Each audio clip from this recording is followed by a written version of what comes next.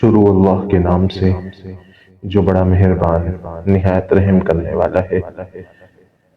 ارادہ کیا ہے آج سے انشاءاللہ مشکوٰۃ المصابیح کی حدیثوں کا ابتدا کروں، جس میں بخاری، مسلم اور دیگر تمام کتابوں کی احادیث آ جاتی ہیں۔ شروع سے انشاءاللہ شروع کرنے کا ارادہ ہے۔ دعا ہے اللہ تعالیٰ اس کو اختتام تک پہنچائے۔ سب سے پہلے مشکوٰۃ کے اندر ایمان سے متعلق احادیث ذکر کی ہیں، تو سب سے پہلے ایمان کے بارے میں کچھ معلومات ہو جائے کہ ایمان کسے کہتے ہیں، اس کے بعد انشاءاللہ احادیث شروع کریں گے۔ ایمان کا مطلب، ایمان کے معنی یقین کرنا، تصدیق کرنا، مان لینا۔ اصطلاح شریعت میں ایمان کا مطلب ہوتا ہے اس حقیقت کو تسلیم کرنا اور ماننا کہ اللہ ایک ہے، اس کے علاوہ کوئی معبود اور پروردگار نہیں، اس کے تمام ذاتی و صفاتی کمالات برحق ہیں۔ محمد صلی اللہ علیہ وسلم اللہ کے آخری رسول اور نبی ہیں۔ ان کی ذات صادق و مصدوق ہے، اور یہ کہ آپ صلی اللہ علیہ وسلم کتاب و سنت کی صورت میں اللہ کا جو آخری دین و شریعت لے کر اس دنیا میں آئے، اس کی حقانیت و صداقت شک و شبہ سے بالا تر ہے۔ تکمیل ایمان محدثین کے نزدیک ایمان کے 3 اجزاء ہیں: تصدیق قلب یعنی اللہ تعالیٰ کی وحدانیت، رسول اللہ صلی اللہ علیہ وسلم کی رسالت اور دین کی حقانیت پر دل سے یقین رکھنا، اور اس یقین و اعتماد پر دل و دماغ کا مطمئن رہنا۔ اقرار باللسان یعنی اس دلی یقین اور اعتماد کے ساتھ زبان سے اظہار و اعتراف کرنا اور اقرار کرنا۔ اعمال بالجوارح یعنی دین و شریعت کے احکام و ہدایت کی جسمانی بجا آوری کے ذریعے اس کی دلی یقین اور اعتقاد کا عملی مظاہرہ کرنا۔ ان تینوں اجزاء سے مل کر ایمان کی تکمیل ہوتی ہے، اور جو آدمی اس ایمان کا حامل ہوتا ہے اس کو مومن و مسلمان کہا جاتا ہے۔ ایمان اور اسلام، کیا ایمان اور اسلام میں کوئی فرق ہے یا دونوں لفظ ایک ہی معنی کو ادا کرتے ہیں؟ اس سوال کا تفصیلی جواب تفصیلی بحث کا مقتضی ہے، جس کا یہاں موقع نہیں۔ خلاصے کے طور پر اتنا بتا دینا کافی ہے کہ ظاہری مفہوم و مصداق کے اعتبار سے یہ دونوں لفظ تقریباً ایک ہی مفہوم کے لیے استعمال ہوتے ہیں، لیکن اس اعتبار سے ان دونوں کے درمیان فرق ہے کہ ایمان سے عام طور پر تصدیق قلبی، احوال باطنہ مراد ہوتے ہیں، جبکہ اسلام سے اکثر و بیشتر ظاہری اطاعت و فرمانبرداری مراد لی جاتی ہے۔ اس کو یوں بھی کہا جا سکتا ہے کہ وحدانیت، رسالت اور شریعت کو ماننے اور تسلیم کرنے کا جو باطنی تعلق دل و دماغ سے قائم ہوتا ہے، اس کو ایمان سے تعبیر کرتے ہیں، اور جو اس باطنی تعلق کا جو اظہار عمل جوارح کے ذریعے ظاہر احوال سے ہوتا ہے، اس کو اسلام سے تعبیر کرتے ہیں۔ ایک محقق کا قول ہے، تصدیق قلبی جب پھوٹ کر جوارح اعضاء پر نمودار ہو جائے تو اس کا نام اسلام ہے، اور جب اسلام دل میں اتر جائے تو ایمان کے نام موسوم ہو جاتا ہے۔ حاصل یہ ہے کہ حقیقت ایک ہے، مواطن کے اعتبار سے اس کو کبھی ایمان کہا جاتا ہے اور کبھی اسلام، اسی لیے ایمان اور اسلام کے ایک دوسرے کے لیے لازم و ملزوم ہے۔ نہ تو ایمان کے بغیر اسلام معتبر ہوگا اور نہ اسلام کے بغیر ایمان کی تکمیل ہوگی۔ مثلا کوئی آدمی 5 وقت کی نماز بھی پڑھے، ہر سال زکوٰۃ بھی ادا کرے، استطاعت ہو تو حج بھی کر ڈالے اور اسی طرح دوسرے نیک کام کرنے کی کر کے اپنی ظاہری زندگی کو اسلام کا مظہر بنائے ہوئے ہو، مگر اس کا باطن قلبی تصدیق و انعقاد سے بالکل خالی ہو اور کفر و انکار سے بھرا ہوا ہو، تو اس کے یہ سارے اعمال بیکار محض قرار پائیں گے۔ اسی طرح اگر کوئی آدمی ایمان یعنی قلبی تصدیق و انقیاد تو رکھتا ہے، مگر عملی زندگی میں اسلام کا مظہر ہونے کے بجائے یہ سرکشی و نافرمانی کا پیکر اور کافرانہ و مشرکانہ اعمال کا مجسمہ بنا ہوا ہے، تو اس کا ایمان فائدہ مند نہیں ہوگا۔ بعض اہل نظر نے ایمان اور اسلام کی مثال شہادتین سے دی ہے، یعنی جیسے کلمہ شہادت میں لکھا جائے تو شہادت وحدانیت الگ ہے اور شہادت رسالت الگ ہے، لیکن دونوں کا ارتباط و اتحاد اس درجے کا ہے کہ شہادت رسالت کے بغیر شہادت وحدانیت کارآمد نہیں اور شہادت وحدانیت کے بغیر شہادت رسالت کا اعتبار نہیں۔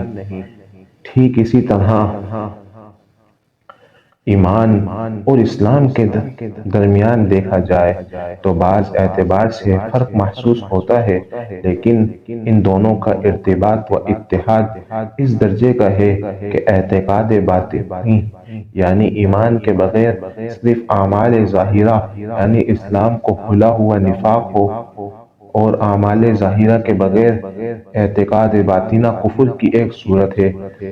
اسی لیے کہا جاتا ہے کہ ایمان اور اسلام دونوں کے مجموعے کا نام دین ہے۔ ایمان کا مدار جاننے پر نہیں ماننے پر ہے۔ ایمان کے بارے میں اس اہم حقیقت کو ذہن میں رکھنا چاہیے کہ تصدیق یعنی ماننے کا نام ہے ایمان ہے، نہ کہ محض علم یا معرفت یعنی جاننے کا۔ مطلب یہ کہ ایک آدمی جانتا ہے کہ اللہ ہے اور اکیلا ہے، وہی پروردگار اور معبود ہے، محمد صلی اللہ علیہ وسلم اللہ کے سچے بندے اور اس کے سچے رسول ہیں۔ آپ صلی اللہ علیہ وسلم نے جس دین و شریعت اور تعلیمات کو دنیا کے سامنے پیش کیا وہ مبنی پر حقیقت اور صداقت ہے، مگر وہ آدمی دل سے ان بات کو نہیں مانتا، ان پر اعتقاد نہیں رکھتا، اس کا قلب ان باتوں کے اذعان و قبول سے خالی ہے، تو اس آدمی میں ایمان کا وجود نہیں مانا جائے گا، اس کو مومن نہیں کہا جائے گا۔ مومن تو وہی آدمی ہو سکتا ہے جو ان باتوں کو سچ اور حق بھی جانے اور دل سے مانے اور تسلیم بھی کرے۔ جب داعی حق صلی اللہ علیہ وسلم نے اسلام کی دعوت پیش کی تو تمام اہل عرب بالخصوص اہل کتاب یہود و نصارہ الوہیت کے بھی قائل تھے اور یہ بات بھی خوب جانتے تھے کہ محمد صلی اللہ علیہ وسلم اللہ کے سچے اور آخری رسول ہیں۔ جو دین و شریعت پیش کر رہے ہیں وہ حق اور سچ ہے، مگر ان میں سے جو لوگ حسد و عناد رکھنے کے سبب ان حقائق کو مانتے اور تسلیم نہیں کرتے، ان کے دل و دماغ میں ایمان کا نور داخل نہیں ہو سکا اور وہ کافر کے کافر ہی رہے۔ ان حقائق کا جاننا ان کے کس کام نہ آیا۔ بعض صورتوں میں اقرار باللسان کی قید ضروری ہے، جن کا حقائق کو ایمان سے تعبیر کیا جاتا ہے، ان کا زبان سے اقرار کرنا گو وجود ایمان کے لیے ضروری ہے، لیکن بعض حالتوں میں یہ زبانی اقرار باللسان ضروری نہیں رہتا۔ مثلا اگر کوئی آدمی گونگا ہے اور اس کا قلب میں تصدیق تو موجود ہے لیکن زبان سے کوئی لفظ ادا کرنے پر قادر نہیں، تو اسے آدمی کے بارے میں یہ حکم ہے کہ اس کا ایمان زبان اقرار کے بغیر بھی مانا جائے گا۔ اسی طرح کوئی آدمی جانی خوف یا کسی واقعی مجبوری کی بنا پر زبان سے اپنے ایمان کا اقرار نہیں کر سکتا تو اس کا ایمان بھی زبانی اقرار کے بغیر معتبر ہوگا۔ اعمال کی حیثیت وجود ایمان کی تکمیل کے لیے اعمال بھی لازمی شرط ہے، کیونکہ تصدیق قلب اور زبانی اقرار کی واقعیت اور صداقت کا ثبوت اعمال ہی ہے۔ یہی عملی ثبوت ظاہری زندگی میں اس فیصلے کی بنیاد بنتا ہے کہ ان کو مومن اور مسلمان کہا جائے۔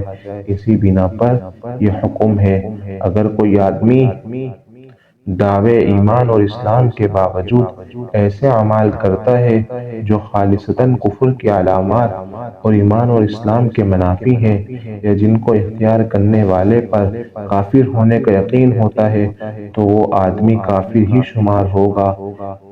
اس کے ایمان اور اسلام کے دعوے بغیر معتبر مانا جائے گا۔ واللہ اعلم۔ حضرت عمر بن خطاب بیان کرتے ہیں کہ ایک دن ہم صحابی رسول اللہ صلی اللہ علیہ وسلم کی مجلس مبارک میں بیٹھے ہوئے تھے کہ اچانک ایک آدمی ہمارے درمیان آیا جس کا لباس نہایت صاف ستھرے اور سفید کپڑوں پر مشتمل تھا اور جس کے بال نہایت سیاہ چمکدار تھے۔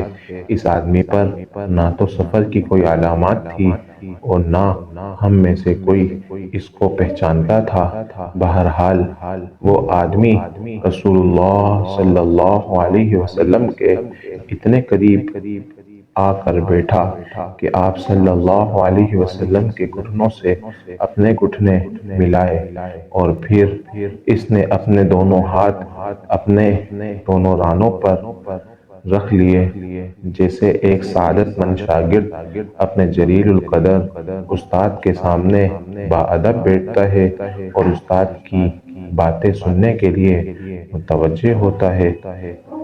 اسی کے بعد اس نے عرض کیا، اے محمد صلی اللہ علیہ وسلم، مجھ کو اسلام کی حقیقت سے آگاہ فرمائیں۔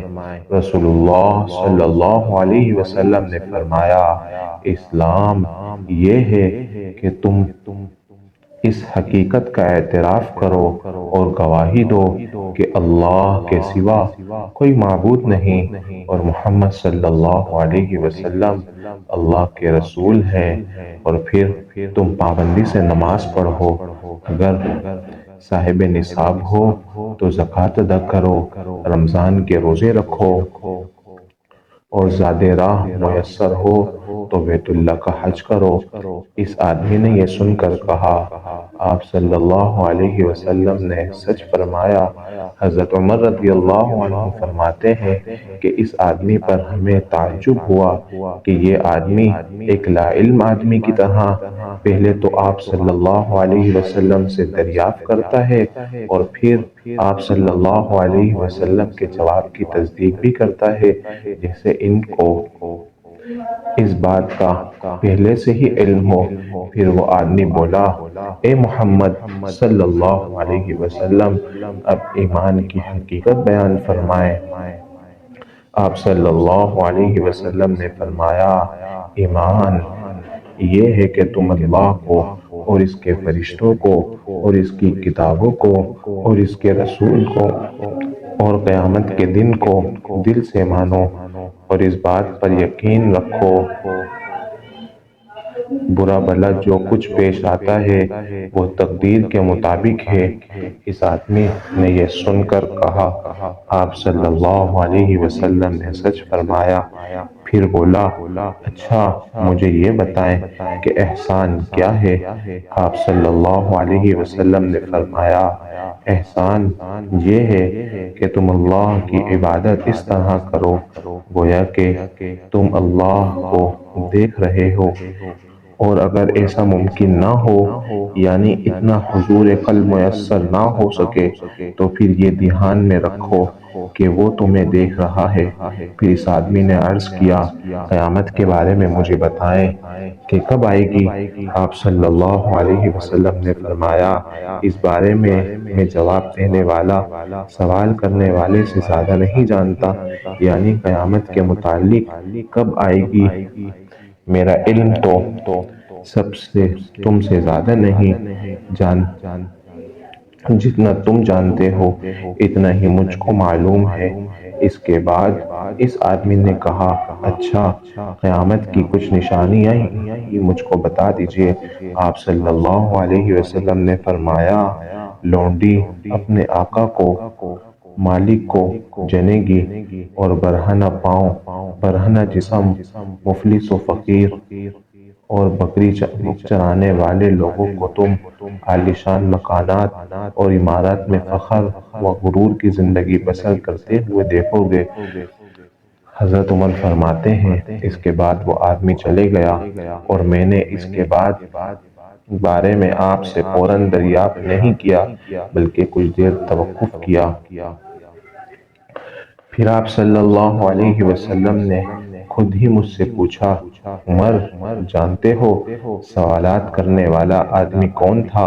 میں نے عرض کیا، اللہ اور اس کے رسول ہی بہتر جانتے ہیں۔ آپ صلی اللہ علیہ وسلم نے فرمایا کہ یہ جبرائیل تھے جو تم کو تمہارے دین سکھانے آئے تھے۔ مشکوٰۃ المصابیح، حدیث نمبر 2۔ حضرت عبداللہ بن عمر فاروق رضی اللہ عنہ سے روایت ہے کہ رسول اللہ صلی اللہ علیہ وسلم نے ارشاد فرمایا، اسلام کی بنیاد 5 چیزوں پر ہے۔ نمبر 1، اس بات کا دل سے اقرار کرنا اور گواہی دینا کہ اللہ کے سوا کوئی معبود نہیں اور محمد صلی اللہ علیہ وسلم اللہ کے بندے اور رسول ہیں۔ نمبر 2، پابندی کے ساتھ نماز پڑھنا۔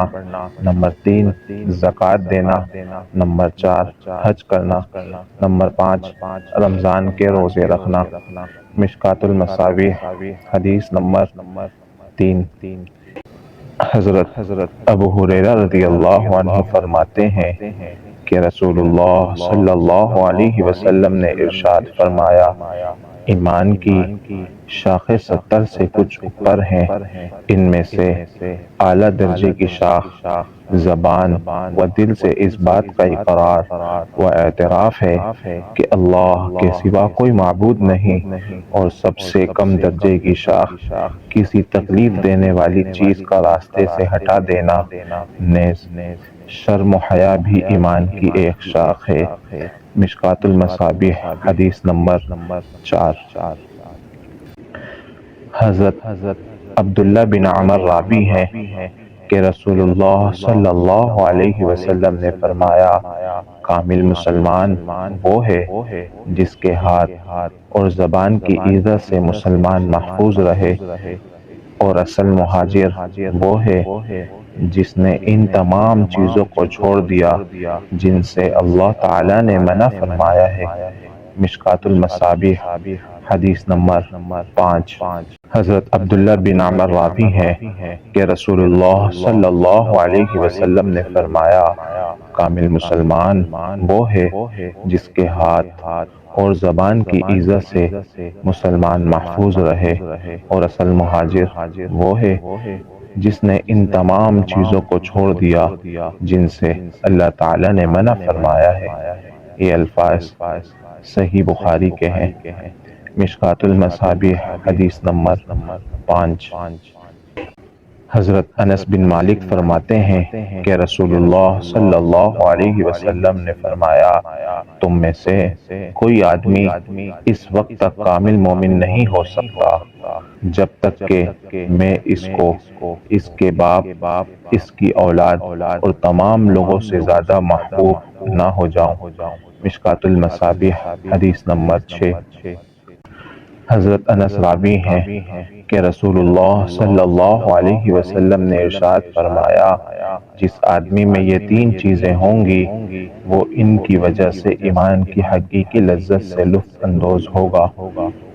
پہلا یہ کہ اسے اللہ اور اس کے رسول کی محبت دنیا کی تمام چیزوں سے زیادہ ہو۔ دوسرا یہ کہ کسی بندے سے اس کی محبت محض اللہ کی خوشنودی کے لیے ہو۔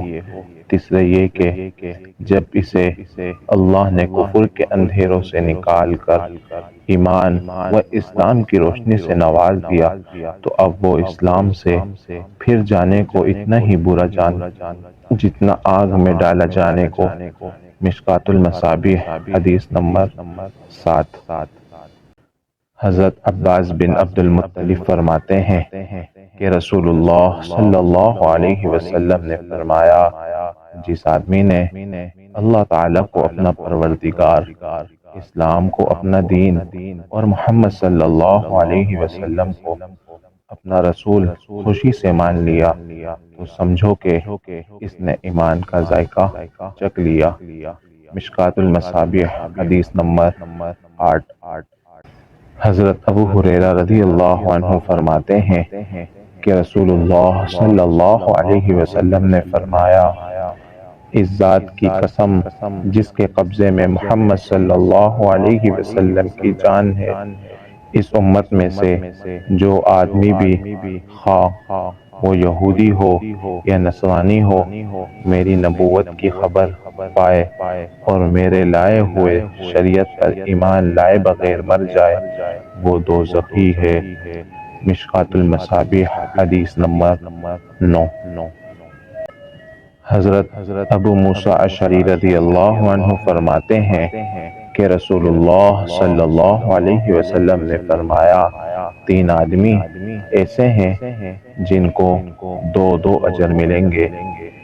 اس اہل کتاب یعنی یہودی اور عیسائی کو جو پہلے اپنے نبی پر ایمان رکھتا اور پھر حضرت محمد صلی اللہ علیہ وسلم پر بھی ایمان لایا۔ نمبر 2، اس غلام کو جو اللہ کے حقوق بھی ادا کرے اور اپنے آقا کے حق کو بھی ادا کرتا ہے۔ اس آدمی کو جس کی کوئی لونڈی تھی اور وہ اس سے صحبت کرتا تھا، پہلے اس کو اچھا ہنرمند بنایا، پھر اس کو خوب اچھی طرح تعلیم دی اور پھر اس کو آزاد کر کے اس سے نکاح کر لیا تو یہ بھی دوہرے اجر کا حقدار ہوگا۔ مشکوٰۃ المصابیح حدیث نمبر 10۔ اسی طرح کی اور احادیث اور دعا وغیرہ سننے کے لیے ہمارے چینل کو سبسکرائب کیجیے۔ السلام علیکم ورحمۃ اللہ وبرکاتہ۔